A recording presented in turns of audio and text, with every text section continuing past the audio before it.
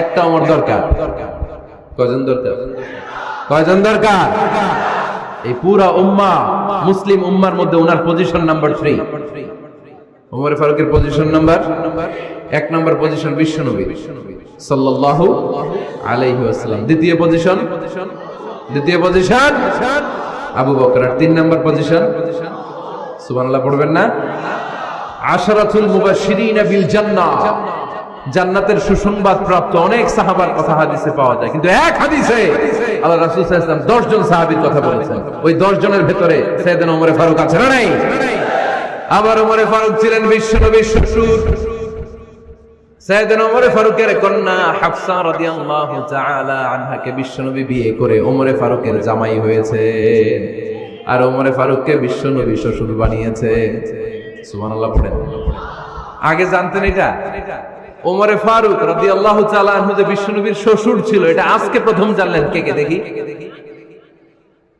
দেখছেন? অনেকেই জানে না। মাশাআল্লাহ, হাত নামান, আমরা জেনে নিব, জানতে কোনো সমস্যা নাই। বাঁচতে হলে জানতে হবে। বাঁচতে হলে কি করতে হবে?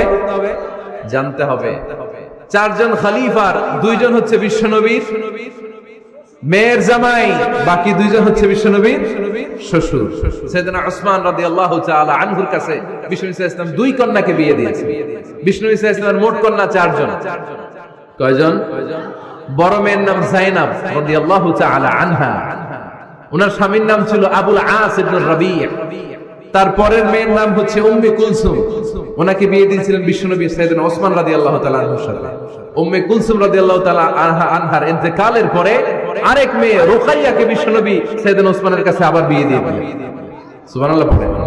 আর সবচেয়ে ছোট্ট কন্যা ফাতেমা রাদিয়াল্লাহু তাআলা আনহাকে বিয়ে দিয়ে দিলেন নিজের চাচাতো ভাই সাইয়েদনা আলী রাদিয়াল্লাহু তাআলা আনহুর সাথে। তার মানে সাইয়েদনা ওসমান আর সাইয়েদনা আলী ছিল বিশ্বনবীর মেয়ের জামাই, ঠিক কিনা? আর সাইয়েদনা আবু বকর রাদিয়াল্লাহু তাআলা আনহুর কন্যা আয়েশা রাদিয়াল্লাহু তাআলা আনহাকে বিশ্বনবী বিয়ে করে আবু বকর রাদিয়াল্লাহু তাআলা আনহুকে বানালেন শ্বশুর। আর ওমর ফারুকের কন্যা হাফসা রাদিয়াল্লাহু তাআলা আনহাকে বিয়ে করে ওমর ফারুককেও বানালেন শ্বশুর। তাহলে 4 খলিফার 2 জন জামাই। 2 জন? আওয়াজ করে বলতে হবে, 4 খলিফার 2 জন, বাকি 2 জন। ওমর ফারুক রাদিয়াল্লাহু তাআলা আনহুকে আল্লাহ তাআলা জ্ঞানও দিয়েছেন, আবার প্রজ্ঞাও দিয়েছেন। জ্ঞান আর আল্লাহর ভয়, তাকওয়া। আমার প্রিয় ভাইরা, রামগঞ্জের ভাইরা, তাই না? রামগঞ্জের ভাইরা, কোন ব্যক্তিকে যদি আল্লাহ তাআলা জ্ঞান দেয়, আবার যদি তাকওয়ার গুণ দেয়, জ্ঞানও আছে আবার আল্লাহর ভয়ও আছে, এই লোকের কেউ থামায় রাখতে পারবে না। এরা কেউ থামায় রাখতে পারে না। সে গোটা বিশ্ব জয় করছে। সাইয়েদনা ওমর ফারুককে আল্লাহ তাআলা জ্ঞানও দিয়েছেন, আবার তাকওয়াও দিয়েছেন। সুবহানাল্লাহ পড়েন। বিশ্বনবী সাল্লাল্লাহু আলাইহি ওয়াসাল্লাম স্বপ্ন দেখলেন, বিশ্বনবী দুধ খাচ্ছেন, আঙ্গুলের ভেতর দিয়ে ফাঁক দিয়ে দুধ বের হয়, বিশ্বনবী দুধ খাচ্ছেন। খেতে খেতে একটু দুধ আঙ্গুলে লেগে আছে, এই আঙ্গুলটা কারো মুখে না দিয়ে বিশ্বনবী সাল্লাল্লাহু আলাইহি ওয়াসাল্লাম ওমর ফারুকের মুখের ভিতরে ঢুকায় দিলেন। অতিরিক্ত দুধটা ওমর ফারুক খেলেন। সাহাবারা বললেন, মাযা আওয়ালতা বিহি ইয়া রাসূলুল্লাহ, হে আল্লাহর রাসূল, এই স্বপ্ন দিয়ে কি বুঝালেন? বুঝলাম না। বিশ্বনবী সাল্লাল্লাহু আলাইহি ওয়াসাল্লাম বললেন, আওয়ালতু বিহি আল ইলম, এটা দিয়ে আমি জ্ঞান বুঝিয়েছি, কারণ অতিরিক্ত দুধের অংশটা আমি কাউরে না দিয়ে ওমরকে দিয়েছি, তার মানে ওমরের জ্ঞানের কোনো তুলনা হয় না। এজন্য স্বপ্নে যদি কেউ দেখেন আপনি দুধ পান করছেন, এটা প্রমাণ করে আল্লাহ তাআলা আপনাকে দ্বীনের জ্ঞান দান করবেন। আবার বিশ্বনবী সাল্লাল্লাহু আলাইহি ওয়াসাল্লাম আবার আরেক রাতে স্বপ্ন দেখলেন, সাহাবারা লাইন ধরে বিশ্বনবীর সামনে দাঁড়ানো, কোন সাহাবার জামা নাভি পর্যন্ত, কোন সাহাবার জামা হাঁটু পর্যন্ত, কোন সাহাবার জামা টাকনু পর্যন্ত, কোন সাহাবার জামা আরো ছোট, কিন্তু ওমর ফারুকের জামা বিশ্বনবী দেখলেন এত বড়, টেনে হিচড়ে হিচড়ে বিশ্বনবীর সাথে চলছে। সুবহানাল্লাহ পড়বেন না? সাহাবারা বললেন, মা দাওয়ালতা বিহি ইয়া রাসূলুল্লাহ, হে আল্লাহর রাসূল, এটা দিয়ে আপনি কি বুঝাতে চাইলেন? বিশ্বনবী বললেন, আউয়ালতু বিহি আত-তাকওয়া, এটা দ্বারা আমি দ্বীন, দ্বীনদারি বুঝালাম, তাকওয়া বুঝালাম। সুবহানাল্লাহ পড়েন। বিশ্বনবী দেখলেন কোন সাহাবার জামা এতটুকু, কোন সাহাবার জামা এত লম্বা, কোন সাহাবার জামা পা পর্যন্ত লম্বা। আর সাইয়েদনা ওমর ফারুককে দেখলেন ওনার জামা এত লম্বা, ওমর ফারুক টেনে হিচড়ে জামা নিয়ে চলতেছে। বিশ্বনবী বুঝাতে চাইলেন, ওমরের যেহেতু জামা লম্বা, ওমরের ভেতরে আল্লাহর ভয়, দ্বীনদারিও খুব বেশি। চিল্লায় বলেন ঠিক কিনা? জ্ঞানও দিয়েছেন, আবার দিনদারিও দিয়েছেন। এই দুইটা জিনিস যদি থাকে, এই পৃথিবীতে তাকে সফল রাষ্ট্রনায়ক বানায় দেয় কে? আবার এই পৃথিবীর বুকে যত নারীরা জান্নাতে যাবে, সব নারীদের সর্দারিনী হবে সাইয়্যিদাতুনা ফাতিমা রাদিয়াল্লাহু তাআলা আনহা।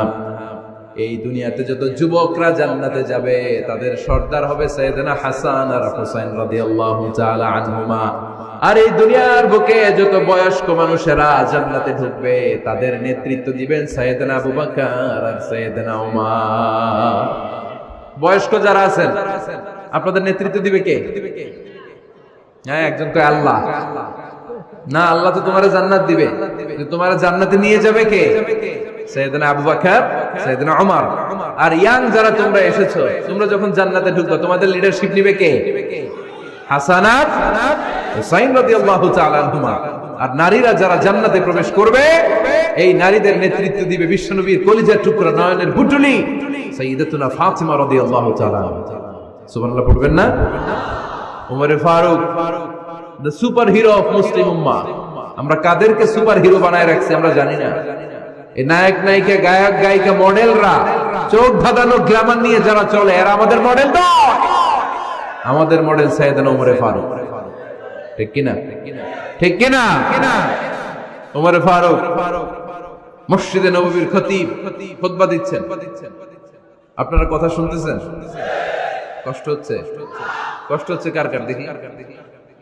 তোমার? এরে বাইদা রাখেন রশি দিয়ে এই জায়গায়। বেশি লাফালাফি করতেছো, আর লাফাবা না, ঠান্ডা মাথায় শোনো। ওকে, মাশাআল্লাহ, ভালো ছিল। থাক, বাধার দরকার নাই, এমনি বসে থাক। মনোযোগ আছে না গেছে? আছে? আচ্ছা, আর কয়েক মিনিট শুনবেন না? আচ্ছা। ওমরে ফারুক রাদিয়াল্লাহু তাআলা আনহু জুমার খুতবা দিচ্ছেন। ওঠা বসা করলে আমি আলোচনা বন্ধ করে দেব। নো ওয়ে, নো ওয়ে, কেউ উঠতে পারবে না। সময় দিয়েছিলাম 1 মিনিট। যার উঠে যেতে মনে চায়, সকাল থেকে বসে আছেন, ওয়াশরুমে যাবেন, যান, সময় দিলাম। এরপরে উঠা বসা কেন? আবার একজন উঠতে পারবে না। এদেরকে টাইনা নামান তো, বসান, টান দেন, জামা ধরে টান দেন। হ্যাঁ, টানেন। হ্যাঁ, ঠিক আছে, আরো জোরে বসান, টাইনা বসান। হ্যাঁ, ঠিক আছে, এদেরকে টান দেন, এদের বসান, এগুলো জামা ধরেন, জামা ধরেন, ধরেন, চাদর ধরেন। হ্যাঁ, ঠিক আছে, এই দাঁড়াইছে, গেড়ে বসেন, বস। এবার এদিকে তাকান। ওমর ফারুক জুমার খুতবা দিচ্ছেন। কিসের খুতবা? খুতবার মাঝখানে হঠাৎ চিৎকার মেরে বললেন, ইয়া সারিয়াত ইবনে জানিমিল জাবাল, ইয়া সারিয়াত ইবনে জানিমিল জাবাল। মানে এই সারিয়া, এইদিকে না, জাবাল, পাহাড়ের দিকে, জাবাল, জাবাল, গো টু দা মাউন্টেন, পাহাড়ের দিকে যাও। এই কথা বলে আবার থেমে খুতবা দেওয়া শুরু করলেন। সাহাবারা আগা মাথা কিছুই খুঁজে পেল না। আগের কথার সাথেও মিল নাই, পরের কথার সাথেও মিল নাই। জুমার নামাজ শেষ। সাহাবারা বললেন, আমিরুল মুমিনিন, খলিফাতুল মুসলিমিন উমরে ফারুক জুমার খুতবা দেওয়ার সময় হঠাৎ চিৎকার মেরে বললেন, ইয়া সারিয়াত ইবনে জানিমিল জাবাল। আপনার এই বাক্যের সাথে আপনার খুতবার আগের কথার কোনো মিল পেলাম না, পরের কথারও কোনো মিল পেলাম না। আপনি বুঝিয়ে বলেন, কেন বলেছেন আমরা তো বুঝলাম না। সাইয়েদনা ওমর ফারুক বলেন, আমি যখন জুমার খুতবা দিচ্ছি, হঠাৎ আমার চোখের মধ্যে ভেসে উঠলো ওই যে গত কয়েক মাস আগে আমি আমার মুসলিম সেনাপতিকে ইরানে, পারস্যে, ওই ইরানের বিশাল রাজ্যে যুদ্ধের জন্য পাঠিয়েছি। আমি দেখলাম যুদ্ধের একটা ভয়ঙ্কর মুহূর্তে আমার মুসলিম সেনাপতি ভুল দিকে চলতে আরম্ভ করেছে। বাম দিকে তার পাহাড়, ডান দিকে উপত্যকা। ডান দিকে যদি সে চলে যায়, উপত্যকায় চলে যায়, শত্রু বাহিনীর হাতে ধরা খেয়ে সব মারা যাবে। আর আমার সেনাপতি যদি মুসলিম বাহিনীকে নিয়ে পাহাড়ের উপর উঠে যায়, আল্লাহর মেহেরবানিতে এই যুদ্ধেও তারা জয়লাভ করবে। এজন্য আমি মসজিদের মিম্বারে দাঁড়িয়ে রব্বুল আলামিন আমার চোখের সামনে ওই যুদ্ধক্ষেত্রের দৃশ্যপটটা তুলে ধরেছে, ওইটা দেখে আমি এখানে দাঁড়িয়ে আমার সেনাপতিকে কমান্ড দিয়েছি। পড়েন সুবহানাল্লাহ। যেন তেন মানুষ না এটা, জুমার মিম্বারে দাঁড়িয়ে 1000 কিলোমিটার দূর পারস্যে কি হচ্ছে সেটাও দেখতে পেতেন আল্লাহর মেহেরবানিতে। সুবহানাল্লাহ পড়ে। সাহাবারা বিশ্বাস করে নিলেন, কিন্তু মুনাফিক টাইপের যেগুলো এগুলো বলে এটা আবার কেমন কথা, উনি আছেন মদিনার মিম্বারের মধ্যে দাঁড়িয়ে 1000 কিলোমিটার দূরে কি হচ্ছে উনি দেখবেন কেমনে। এরা বিশ্বাস করলো না, সাহাবারা সবাই বিশ্বাস করলো, মুনাফিক গুলো বিশ্বাস করলো না। তারা মনে মনে ভাবলো এই মুসলিম সেনাপতি বিজয়ের বেশে যেদিন মদিনায় আসবে আমরা মদিনার উপকণ্ঠে দাঁড়িয়ে থাকবো, ওদেরকে জিজ্ঞেস করবো এমন এমন দিন ওমরে ফারুকের কণ্ঠের কোনো আওয়াজ শুনতে পেরেছিলে কিনা। বিজয়ী বেশে সাহাবারা যখন ফিরে আসতো সব মুমিনরা আহলান ওয়া সাহলান জানাতে ওনাদেরকে রিসিভ করতে যেত, মুনাফিক গুলো যেত না। কিন্তু ওই দিন মুনাফিকরা সবার আগে যায় হাজির। মুসলিম সেনাপতি যখন ঢুকলো জিজ্ঞেস করলো, মুসলিম সেনাপতি এত দিন আগের কথা, জুমার দিন দুপুর বেলা যুদ্ধক্ষেত্রে হঠাৎ করে আমিরুল মুমিনিনের কোনো কথা তুমি তোমার কান দিয়ে শুনতে পেরেছিলে কিনা বলো। সেনাপতি বলল, তোমরা কেমন করে বুঝলা, কেমন করে তোমরা জানলা? তোমরা ঠিকই জেনেছো, ঠিকই ধরেছো, ঠিকই বলেছো। যুদ্ধের কঠিন মুহূর্তে ভুল করে আমি উপত্যকার দিকে মুসলিম বাহিনীকে নিয়ে ছুটতে আরম্ভ করেছিলাম, হঠাৎ করে আমিরুল মুমিনিনের একটা কণ্ঠ আমার কানের ভেতরে ভেসে আসলো। আমি শুনতে পেলাম, ইয়া সারিয়া তাবনা জানিমিল জাবাল, ডান দিকে উপত্যকার দিকে যেও না, তাড়াতাড়ি বাম দিকে পাহাড়ের উপর চড়ে যাও। শুনেছি আমি, আমার নিজ কানে শুনেছি, তোমরা কি করে জানলে? আমি নিজে শুনেছি। সেদিন আমিরুল মুমিনিনের এই ইনস্ট্রাকশন, এই গাইডলাইন যদি আমরা ফলো করতে না পারতাম, শত্রু বাহিনীর হাতে আমরা কচুকাটা হতাম, আমাদের চেহারা আমাদের আত্মীয় স্বজনরা তোমরা কেউ দেখতে পেতে না। পড়েন সুবহানাল্লাহ। This is our super hero. আমাদের সুপার হিরোর নাম কি? চিল্লায় বলতে হবে, ওমরে ফারুক রাদিয়াল্লাহু তাআলা আনহু। এভাবে গাইডলাইন দিয়েছেন উম্মতকে, এভাবে ইনস্ট্রাকশন দিয়েছেন। ওমর ফারুকের ব্যাপারে বিশ্বনবী বলেছেন, আশাদ্দুহুম ফি আমরিল্লাহি উমর, আল্লাহর জমিনে আল্লাহর দ্বীন বাস্তবায়নের ক্ষেত্রে আমার ওমরে ফারুকের চাইতে কঠিন কেউ ছিল না। এজন্য ওমরে ফারুককে মুনাফিকরা জমের মতো ভয় পেত। কারা ভয় পেত? এমনকি শয়তানও ভয় পেত। সুবহানাল্লাহ পড়েন। বিশ্বনবী বলতেন, মা লাকিয়াকা শাইতান সালিকান ফাজ্জান ইল্লা সালাকা ফাজ্জান গায়রা ফাজ্জিন। ওমর, তোমার যদি ইবলিস শয়তান এই রাস্তা দিয়ে হেঁটে আসতে দেখে, ইবলিস শয়তান এই রাস্তা রেখে দিয়ে অন্য রাস্তা দিয়ে হাঁটে। ওমর, তুমি যদি এই রাস্তা দিয়ে হাঁটো, শয়তান জীবনে ওই রাস্তা দিয়ে হাঁটবে না, এই রাস্তা ধুয়ে আরেক রাস্তা দিয়ে হাঁটে। সুবহানাল্লাহ কইতে পারলেন না? আল্লাহর হাবিব সাল্লাল্লাহু আলাইহি ওয়াসাল্লামের স্ত্রীরা মাঝে মাঝে রাসূল সাল্লাল্লাহু আলাইহি ওয়াসাল্লামের কাছে বায়না ধরতো, নবী আমাদেরকে এইটা দেন, ওইটা দেন, আমাদের ঘরে এইটা নাই, ওইটা নাই। বিশ্বনবীকে, আমার কাছে কিচ্ছু নাই, থাকলে এমনি থাকো, নাইলে যাও। কিন্তু বিবিরাও ছাড়ে না, নবী আমাদের এইটা দেন, ওইটা দেন, বায়না ধরছে সব বিবিরা। বিশ্বনবীর স্ত্রী ছিল কয়জন? হ্যাঁ, কয়জন? 11 জন। দাসী 2 জন, সব মিলে 13 জন। 11 স্ত্রী ধরছে, নবী এটা দেন, ওইটা দেন। বিষ্ণুনবী বলে কিছু নাই, স্ত্রীরাও ছাড়ে না। ইন দ্য মিন টাইম বিষ্ণুনবী হঠাৎ একটা সালাম শুনতে পেলেন। কে যেন দরজার মধ্যে এসে দাঁড়িয়ে নক দিচ্ছে আর বলছে, আসসালামু আলাইকুম ওয়া রাহমাতুল্লাহ। বিষ্ণুনবী সালামের উত্তর দিলেন, ওয়া আলাইকুম আসসালাম ওয়া রাহমাতুল্লাহ।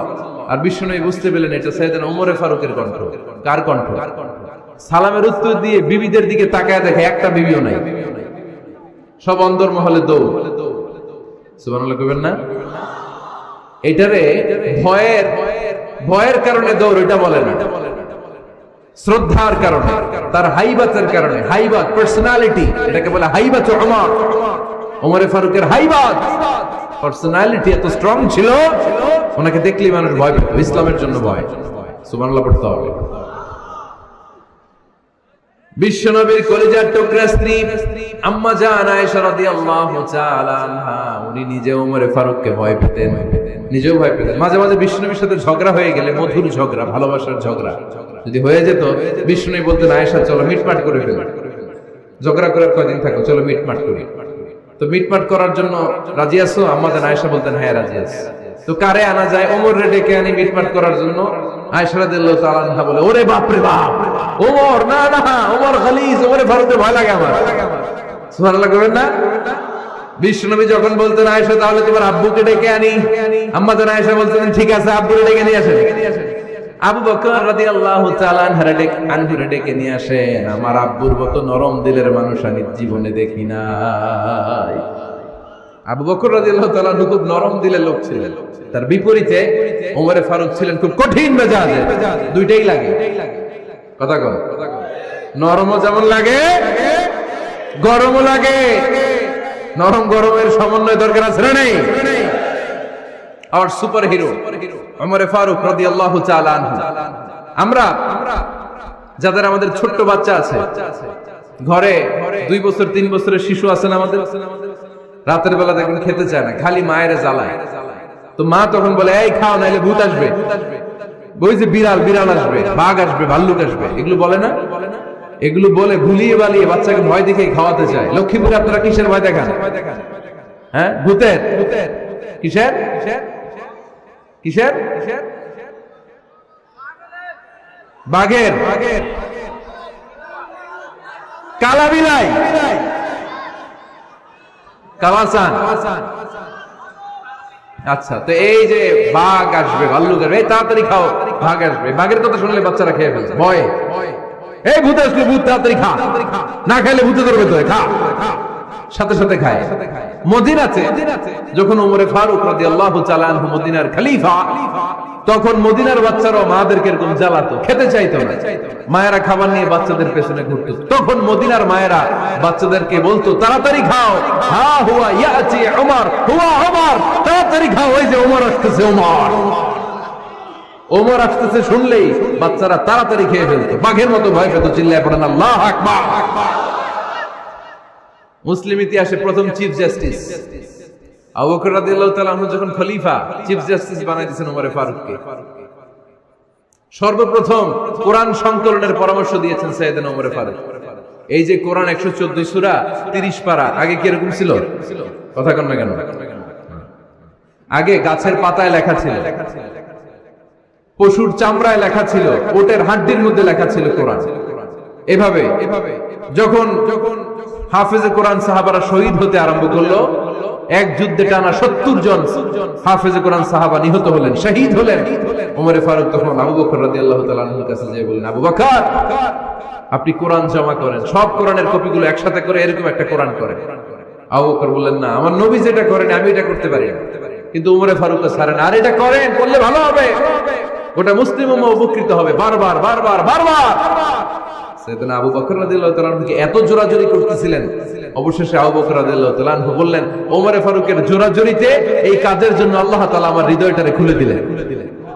আল্লাহ আমার হৃদয়ের ভিতরে ইলহাম করে দিলেন। আর আল্লাহ বুঝাতে চাইলেন, আবু বকর ওমরের কথাই শোনো, ওমর যেটা বলে তেমনটাই করো। কারণ ওমর ফারুককে বলা হয় মুহাদ্দাস। কি বলে? সবাই বলেন কি বলে? মুহাদ্দিস নামিয়া। মুহাদ্দিস মানে যে হাদিস বিশারদ, আর মুহাদ্দাস মানে যার মুখ থেকে আল্লাহর কথাগুলো বের হয়। আল্লাহ কি বলতে চায়, আল্লাহ তাআলা ওই কথাগুলো, ওই ভাবনাগুলো ওই লোকের মুখ দিয়ে বের করে দেয়। জোরে পড়েন সুবহানাল্লাহ। বিশ্বনবী বললেন, লিকুল্লি উম্মাতিন মুহাদ্দাস, সব উম্মতের মধ্যে আল্লাহ তাআলা একজন করে মুহাদ্দাস পাঠায়। আমার উম্মতের মধ্যে মুহাদ্দাস লোকটার নাম হলো ওমর। বিভিন্ন সময়ে ওমর ফারুক যেমনটা ভাবতেন ঠিক তেমন কোরআনের আয়াত পাঠিয়েছে কে? মদিনার সবচেয়ে বড় মুনাফিকের নাম হচ্ছে আব্দুল্লাহ ইবনে উবাই ইবনে সালুল। নাম শুনছেন? মুনাফিক চিনেন তো আপনারা? ভিতরে এক বাইরে আরেক, তার নাম সর্দার হচ্ছে আব্দুল্লাহ ইবনে উবাই ইবনে সালুল। ইন্তেকালের পরে তার ছেলে আব্দুল্লাহ এসে বলে, ইয়া রাসূলুল্লাহ, এটা চমৎকার ঘটনা, মনোযোগ দিয়ে শুনুন। ইয়া রাসূলুল্লাহ, আমার আব্বা আব্দুল্লাহ ইবনে উবাই ইবনে সালুল মুনাফিকদের লিডার, আপনিও জানেন আমিও জানি, কিন্তু আমার তো বাবা, আমার কি, আমার তো মায়া লাগে। ইয়া রাসূলুল্লাহ, আমার আব্বা ইন্তেকাল করেছে, আপনার গায়ের একটা জামা খুলে দেন। কি খুলে দেন? এই জামাটা দিয়ে আমার বাবারে দাফন দিয়ে দাও, আর আপনি যে আমার বাবার জানাজার নামাজের ইমামতি করবেন, আসেন। ওমর ফারুক বললেন, না, আপনি যাবেন না। বিশ্বনবী দয়ার নবী, মায়ার নবী, রহমতের নবী, মায়া লেগে গেছে, আব্দুল্লাহর চোখের পানি দেখে যেতে আরম্ভ করলেন। ওমর ফারুক বললেন, খবরদার, নবী যাবেন না। বিশ্বনবী যাওয়ার জন্য রওনা হলেন। ওমর ফারুক বিশ্বনবীর জুব্বা টেনে ধরলেন। সুবহানাল্লাহ। আমাদের দেশে হইলে কি বলতাম আমরা, বেয়াদবি করছে না? না, সম্পর্কটা এমন ছিল। ওমর ফারুক জুব্বা টেনে ধরেছেন, যখন আল্লাহ আয়াত নাযিল করলেন ইস্তাগফির লাহুম আও লা তাস্তাগফির লাহুম ওয়া ইন তাস্তাগফির লাহুম 70 মাররাতান ফালাই ইয়াগফিরাল্লাহু লাহুম। বিশ্বনবী ওমর ফারুককে সরিয়ে দিয়ে জুব্বাটা হেঁচকা টান মেরে জানাজার নামাজের ইমামতি করে আসলেন।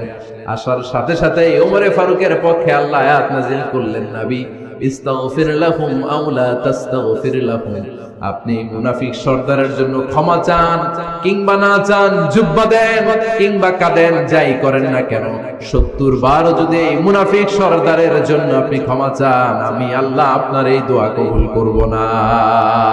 খবরদার, এটাই ফার্স্ট, এটাই লাস্ট, আর কোন মুনাফিকের জানাজা দিতে আপনি যাবেন না।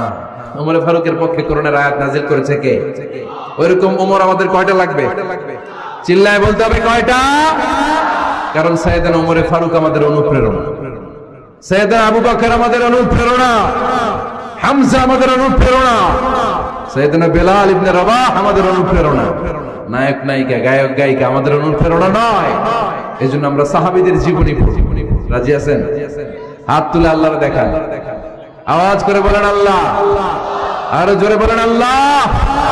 নবীর সাহাবারা আমাদের মডেল, আমরা যেন সাহাবাদের দেখানো পথে মতে থাকতে পারি, চলতে পারি, আমল করতে পারি, সমাজটারে পরিবর্তন করতে পারি। তুমি তৌফিক দাও, আমিন। আর জোরে পড়ি আমিন। আমরা যখন সাহাবাদের জীবনী পড়ি, ওমর ফারুকের জীবনীতে এরকম অসাধারণ অনেক অনুপ্রেরণা আপনি খুঁজে পাবেন। সাইয়েদনা আবু বকরের জীবনী থেকে অনেক অনুপ্রেরণা আপনি খুঁজে পাবেন। এগুলো আপনার ঈমানকে চাঙ্গা করবে, আল্লাহর পথে অটুট থাকতে আপনাকে সহায়তা করবে। রাজি আছেন তো সবাই? আল্লাহ আমাদের সবাইকে কথাগুলো বুঝা আমল করার তৌফিক দান করুক। আমরা সবাই পড়ি আমিন।